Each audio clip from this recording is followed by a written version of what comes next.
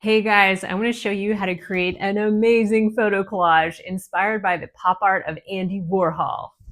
Before we start, I'll share a bit about his life, his work, and the lasting impact of pop art on the art world. But first, Hi, I'm Lacey. I create super fun, easy art tutorials that are great for beginners and perfect for use inside the classroom. Back in 1928, a boy named Andy Warhol was born in Pittsburgh. 59 years later, in 1987, he left behind a legacy that made him one of the most famous American artists of the 20th century and the face of the pop art movement. Growing up during the Great Depression, Warhol was fascinated by celebrities, advertising, and the bright images of consumer culture. In the 1960s, he moved to New York City and created his famous studio, The Factory, where artists, musicians, and movie stars gathered. Warhol took everyday objects like Campbell's soup cans and Coca-Cola bottles and turned them into vibrant works of art, showing that the ordinary could be extraordinary. By blending commercial imagery with fine art, Warhol blurred the line between culture and commerce, forever changing how people saw art. His playful, eye-catching style and his fascination with fame and mass media captured the spirit of his time and continues to inspire artists today. A quick note to teachers: once you have photos of your students, one option is to hop on Canva and create a design that's the same size as 8.5 by 11-inch copy machine paper. Grab one uploaded photo at a time, increase to the desired size, then make 3 exact duplicates and arrange them onto your image. Another great option is to get regular color photographs printed at your local photo print store, then attach these photos to copy machine paper, and then make regular black and white photocopies of them. Now that I have downloaded and printed my images onto regular black and white copy paper, I'm cutting them out using a paper cutter. I'm cutting them out so that there are no white edges around the image. I give my students 8 images of themselves that look like this.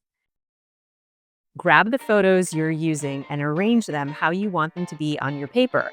To glue your images down, you can use a glue stick or rubber cement. I prefer rubber cement because it doesn't cause the paper to buckle or get warped. Make sure you have a piece of scratch paper so that you are not gluing directly onto the table. One at a time, I'm grabbing an image and applying a thin, smooth layer of rubber cement on the back. Be sure to get the edges of the paper. Now that I've added the glue, I'm carefully adding the image to my paper and pressing down to secure it. The area I just used to apply the glue is sticky, so I'm putting this piece of paper right underneath that sticky area. Once again, I'm adding a thin, even layer of rubber cement glue. I'm making sure that I add glue to the edges and corners of my paper. I'm carefully adding this image right underneath the previous one, making sure that the edges of the paper line up with each other. There's a little white margin on the right, but I can trim that off later.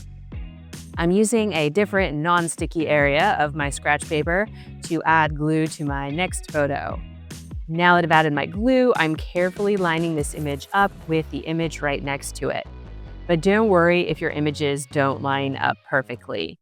This area up here feels like it's dry and no longer sticky, so I'm using this spot again to add glue to my next image, and then adding it right underneath the last one. Then adding glue to my next image and securing it onto my paper.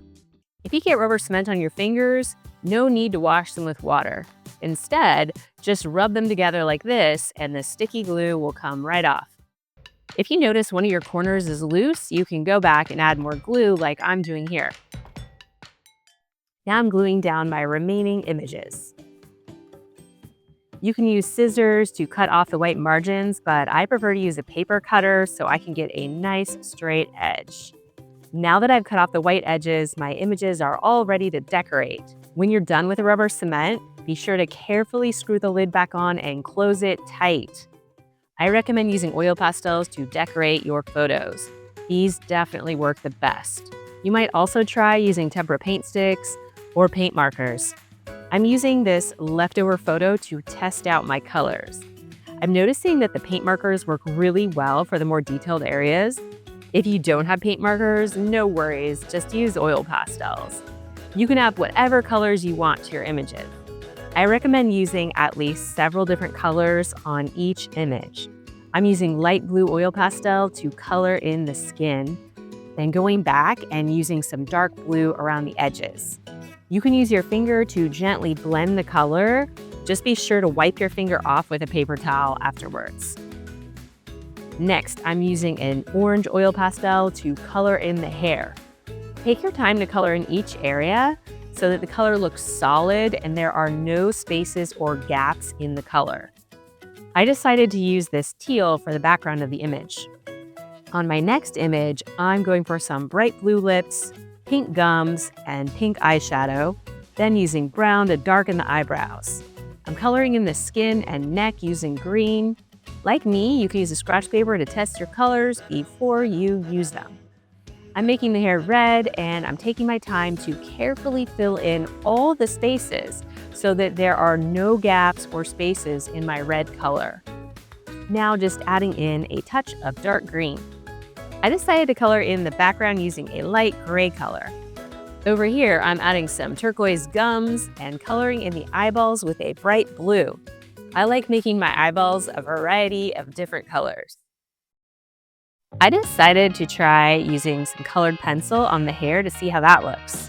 I like the softer look this creates, so you might try using colored pencils as well. I'm going to leave the skin uncolored on this one. I think it looks good to leave the skin uncolored on 1 or 2 images because it creates more contrast with the other images. On this photo, I'm carefully laying down a solid layer of yellow using the oil pastel. Now I'm going back and adding some orange highlights on top. Don't forget to color in the background of your image. It will really make it pop out. I'm leaving the hair in this photo uncolored for added contrast.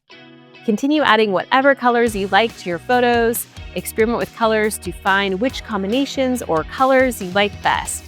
Once you're done adding oil pastel to your images, you have the option to add some glitter glue on top.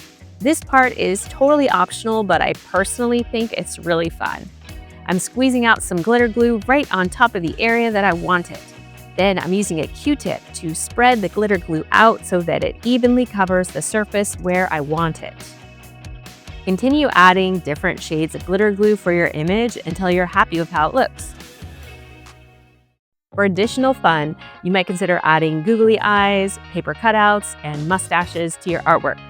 This project has always been a huge hit with my elementary students. This is some of their artwork from years past. I have no doubt that you will have a great time doing this project as well. Let me know in the comments below how you enjoyed this art lesson. My students are totally obsessed with this pop art collage project that uses cereal boxes. I've tested it out on hundreds of students and it's a guaranteed crowd pleaser. So be sure to check out this art lesson next.